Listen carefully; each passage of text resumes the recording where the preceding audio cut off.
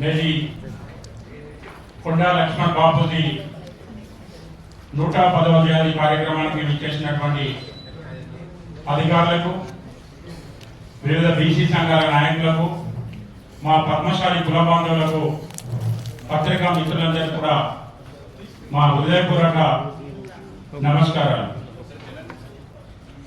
ఆదిలాబాద్ జిల్లా అంటేనే ఇద్దరు మహాయోధులు గుర్తుకొస్తారు. ఒకరు కొండా లక్ష్మణ్ బాపూజీ అయితే మరొకరు కొమరం భీమ్ గారు. కొమరం భీమ్ గారు గిరిజన హక్కుల కోసం పోరాటం చేస్తే కొండా లక్ష్మణ్ బాపూజీ గారు అణగారిన వర్గాల హక్కుల కోసం నిరంతరం తప్పించి పోరాటం చేసినటువంటి ఒక మహోన్నత గొప్ప వ్యక్తిగా చెప్పుకోవడం జరుగుతుంది. నిజంగా మన ఆదిలాబాద్ జిల్లా వాసి కావడం మనందరం ఆనందించదగ్గ విషయం.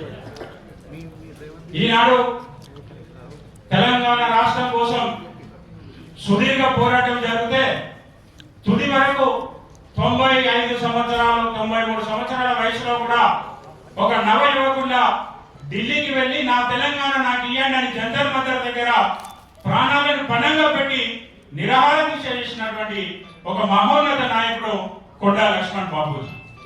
వారు 3 తరాలుగా అంటే 3 తరాల చరిత్ర కలిగినటువంటి వ్యక్తి.